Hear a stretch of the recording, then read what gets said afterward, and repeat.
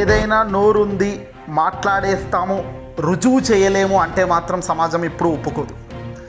ఆంధ్రప్రదేశ్లో Telugu Desam party, Janasena, BJP ముగ్గురు కూటమి కట్టి అధికారంలోకి వచ్చిన సంగతి మనందరికీ తెలిసింది.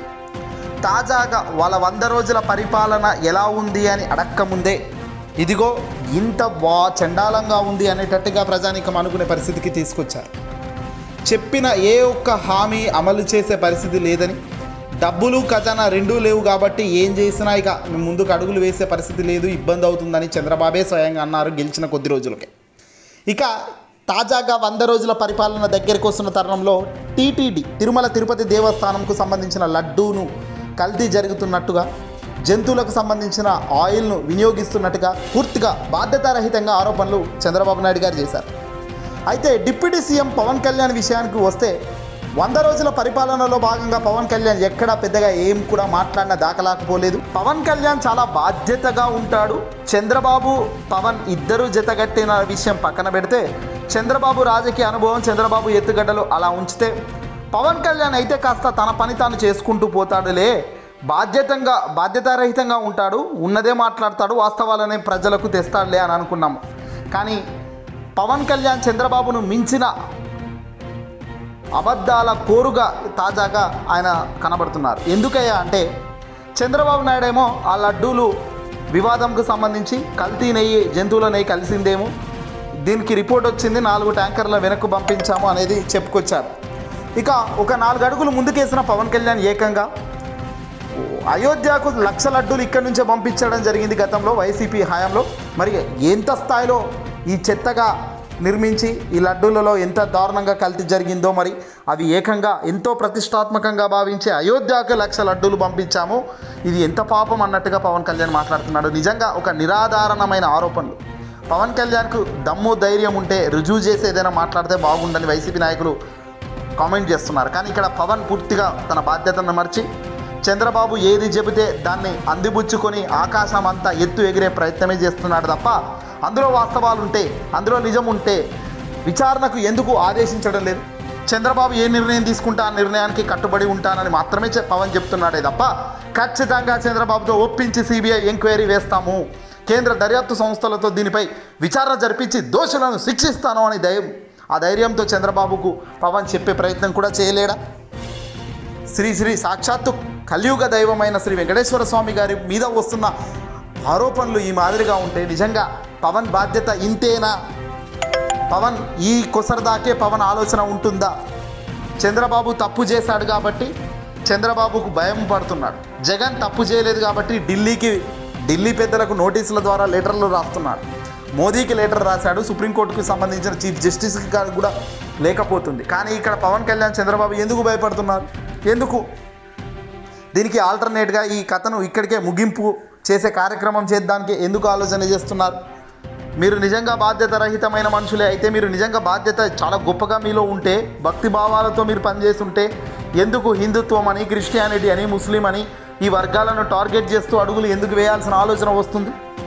ఇంతకన్నా సాక్ష్యం మరొకటి కావాలా ప్రజలారా? చంద్రబాబు ఒక ఇత్తనం విసిరితే దాన్ని పట్టుకున్న పవన్ కళ్యాణ్ ఇంత దారుణమైన బాధ్యతారహితంగా లేకుండా ఎలా అంటారు? అయోధ్యకు 1,00,000 లడ్డూలు ఇక్కడి నుంచే పోయాయి, తిరుమల నుంచే, మరి ఎంత కల్తీ జరిగిందో అని ఏ ఆధారం ఉందని పవన్ అంటాడు? ఈ ఆధారాలు లేకుండా ఏదైనా మాట్లాడొచ్చా? అలా మాట్లాడినప్పుడు ఆధారాలు లేకపోయినా సరిపోతుందా? కేవలం 4 ట్యాంకర్లు అనేవి రిజెక్ట్ అయ్యాయి due to some false propaganda. అందులో వచ్చిన నెగిటివిటీ రిపోర్ట్ వల్ల ఆ 4 ట్యాంకర్లను రిజెక్ట్ చేశారు. ఈ రిజెక్ట్ చేయడం అనేది ఏమైనా ఈరోజే కొత్తగా జరుగుతున్న కార్యక్రమమా? చంద్రబాబు హయాంలో 2014 నుంచి 2019 అప్పుడు కూడా పవన్ కళ్యాణ్ జత కట్టే ఉన్నాడు. కొద్ది రోజులకే ఆ జత విడిపోయారు 2014 కాలంలో. మరి అప్పుడు 14 సార్లు రిజెక్ట్ అయిన ట్యాంకర్ల గురించి ఎందుకు ప్రస్తావించలేదు? జగన్ హయాంలో 18 సార్లు ట్యాంకర్లు రిజెక్ట్ అయ్యాయట. ఈ విషయం స్వయంగా మాజీ ముఖ్యమంత్రి వైఎస్ఆర్సీపీ పార్టీ అధినేత జగన్మోహన్ రెడ్డి గారే మీడియా ముందు చెప్పుకొచ్చారు. నా హయాంలో 18 సార్లు రిజెక్ట్ అయ్యాయి, చంద్రబాబు గారు 2014, 2019 హయాంలో ఏకంగా ఒక 14 సార్లు వాళ్ళ హయాంలో రిజెక్ట్ అయ్యాయి, నా హయాంలో 18 సార్లు రిజెక్ట్ అయ్యాయి, ఇప్పుడు రీసెంట్గా కూడా ఒక 4 ట్యాంకర్లు రిజెక్ట్ అయ్యాయి. ఇది సర్వసాధారణంగా క్వాలిటీ టెస్ట్ అనేది ఎప్పటికప్పుడు జరుగుతుంది. క్వాలిటీ టెస్ట్ ఎంత పకడ్బందీగా ఉంది అనే దానికి నిదర్శనమే ఇది. మరి ఇంత పకడ్బందీ క్వాలిటీ నిర్మాణం ఉన్నప్పుడు 1,00,000 లడ్డూలు కల్తీ జరిగింది అని ఏ ఆధారంతో చెప్తున్నాడు? జగన్ హయాంలో పూర్తిగా ప్రతి 5 సంవత్సరాలు మొత్తం కూడా లడ్డూలు కల్తీ అయ్యాయని ఏ ఆధారాలతో చెప్తున్నారు? మరి జగన్ హయాంలో లడ్డూలు క్వాలిటీ చెకప్ చేసినప్పుడు రిపోర్ట్లు లేవా? ఆ రిపోర్ట్లు ఇప్పుడు బయట పెట్టలేరా? ఆ రిపోర్ట్లు ప్రజాక్షేత్రంలో చూపించే ప్రయత్నం ఎందుకు చేయడం లేదు? అంటే దీని అర్థం ఏంది? ఏదైనా బురద జల్లాలా, బురద కరెక్ట్ కడుక్కుంటే బాగుంటుంది, వైసీపీ వాళ్ళు కరెక్ట్ కడుక్కోకపోతే అది అటాచ్ అవుతుంది, రాజకీయంగా మనకు లబ్ధి జరుగుతుంది. అంతకు మించిన సాక్ష్యం మరొకటి ఉందో? ఈ అంశాలన్నీ కూడా కేవలం పవన్, చంద్రబాబు ఇద్దరు కూడా, సరే చంద్రబాబు రాజకీయ క్రీడలో భాగంగా చంద్రబాబు ఇలాంటివి చేస్తుంటాడు, దీనికి పవన్ బాధ్యత ఉండాలి కదా. మరి పవన్ బాధ్యత ఇంతేనా? ఇప్పుడు చంద్రబాబు చేసిన ఈ బురదలో పవన్ కూడా ఇరుక్కున్నట్టే కదా. ప్రజల ముందు పవన్, చంద్రబాబు ఇద్దరు దొరుకుతున్నట్టే కదా. వాస్తవాలను ప్రజల ముందుకు తెస్తాము అని చెప్తున్నారు తప్ప ఎప్పుడు కూడా ప్రజల ముందు పెట్టిందే లేదు. ఎన్నికలకు ముందేమో సూపర్ 6 హామీలు ఇచ్చారు, ఎన్నికల్లో గెలిచిన తర్వాత సూపర్ 6 అనే హామీల వర్షం అసలు మాటే ఎత్తడం లేదు. ఎన్నికల ప్రచారాల్లో భాగంగా 30,000 మంది అమ్మాయిలు అదృశ్యమయ్యారు వాలంటీర్ వ్యవస్థపై అంటూ పవన్ ఒక పెద్ద బాంబు పేల్చాడు. మరి 30,000 మంది అదృశ్యమైనప్పుడు ఇప్పుడు దాకా నువ్వు అధికారంలోకి వచ్చావు, డిప్యూటీ సీఎం హోదాలో ఉన్నావు, గడిచిన 5 నెలలుగా నువ్వు మహిళల గురించి ఎందుకు పోరాటం చేయడం లేదు? ఎన్నికల ముందు ఊగ మాదిరి, ఎన్నికల తర్వాత ఊ మాదిరి, అడిగితే ప్రశ్నించిన వాడిని శిక్షిస్తారా? ఇవన్నీ కూడా కూటమి అరాచకాల్లో ఒక పార్ట్ మాత్రమే. రాబోయే కాలంలో ఇంకా దారుణాలకు శ్రీకారం చుట్టే అవకాశాలు ఉన్నాయంటున్నారు వైసీపీ వాళ్ళు.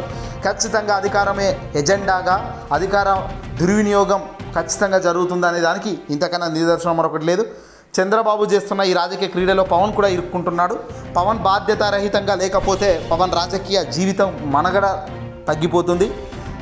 కొత్తగా ఈ పొద్దే పవన్ ఒక మంత్రిగా అయ్యాడు, ఎమ్మెల్యేగా గెలిచాడు కాబట్టి దాన్ని క్రమశిక్షణ రహితంగా, ఒక బాధ్యతారహితంగా తన బాధ్యతను తాను సక్రమంగా వినియోగించుకుంటేనే పవన్కు మేలు జరుగుతుంది తప్ప చంద్రబాబు చెబుతున్న నిరాధారమైన ఆరోపణలకు ఎటుబడితే అటు పవన్ దానికి ఇంకా 4 జోడించి మాట్లాడితే మాత్రం పవన్ కూడా ఫూల్ అవుతాడు ప్రజల ముందు. ప్రజలు ఈరోజు అడుగుతున్నారు కొన్ని ప్రశ్నలు. అవునయ్యా, 4 ట్యాంకర్లు రద్దు చేశారంటున్నారు, ఈ రద్దు చేశారు కదా, మరి ఆ రద్దు చేశాము మేము వెనక్కు పంపించామంటున్నారు, మరి లడ్డూలో కల్తీ ఎలా జరిగింది? కల్తీ ఎలా యాడ్ అయింది? తప్పు ఎవరెవరెవరెవరు ఏ డిపార్ట్మెంట్ చేశారు? మరి ఆ చేసిన డిపార్ట్మెంట్లపై మీ యాక్షన్ ఏమిటి?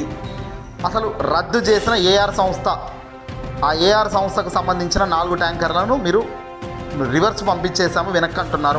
వాళ్ళపై ఆ 4 ట్యాంకర్లలో ఉన్న ఆ నెగిటివిటీ, అంటే ఆ కల్తీ నెయ్యిపై మీరు ఎందుకు ఇప్పటిదాకా కేసులు పెట్టలేదు? అట్లీస్ట్ కేసు పెట్టలేదు ఆ సంస్థపై, ఎందుకు పెట్టలేదు అంటున్నారు ఈరోజు సామాన్యులు.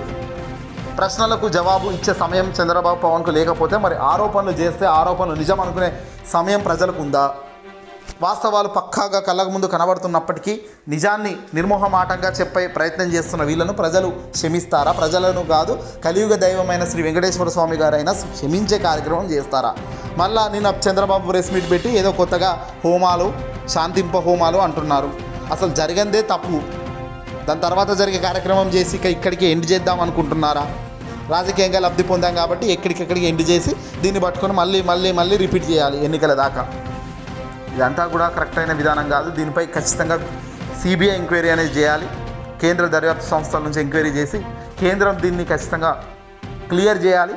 హిందువుల మనోభావాలను విచ్చలవిడిగా వాడుకుందాం, ఎటు పడితే అటు హైప్ను క్రియేట్ చేద్దాం అనుకుంటే మాత్రం కుదరని పని అనేది క్లియర్గా తెలుసు.